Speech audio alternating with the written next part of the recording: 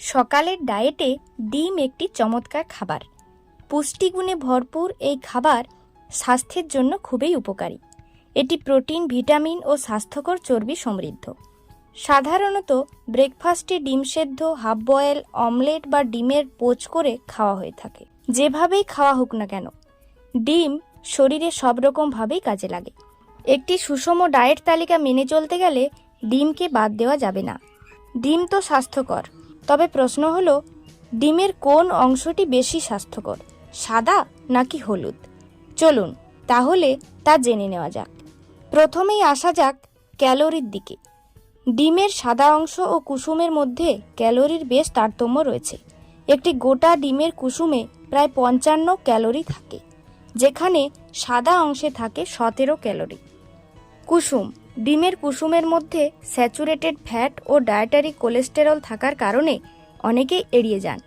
এই উপাদানগুলি দেহের কোলেস্টেরল বাড়ায়, হৃদরোগের ঝুঁকি তৈরি করে।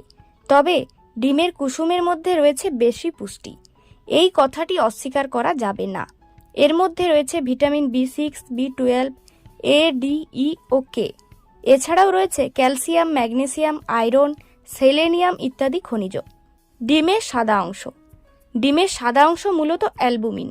এর মধ্যে কম ক্যালোরি থাকার কারণে এবং এটি ফ্যাট ফ্রি হওয়ার কারণে বেশিরভাগ স্বাস্থ্য সচেতন মানুষ এই অংশটি খেতে পছন্দ করেন। এটি শরীরকে প্রোটিন দেয়, পেশি বাড়াতেও সাহায্য করে। এর মধ্যে থাকা পটাশিয়াম উচ্চ রক্তচাপ কমাতে সাহায্য করে। এছাড়াও এতে থাকা রাইবোফ্লাভিন চোখের ছানি ও মাইগ্রেনের কারণে হওয়া মাথা ব্যথা প্রতিরোধে উপকারী। কোনটি বেশি উপকারী? ডিমের মধ্যে থাকা 93% আয়রনই রয়েছে কুসুমে, আর 7% আয়রন রয়েছে সাদা অংশে। 90% ক্যালসিয়াম রয়েছে কুসুমে। আসলে দুটি অংশই উপকারী, তবে পুষ্টির দিক থেকে ডিমের কুসুম বেশি উপকারী। তাই ডিমের কুসুম ফেলে দেওয়ার আগে আরেকবার ভাবুন।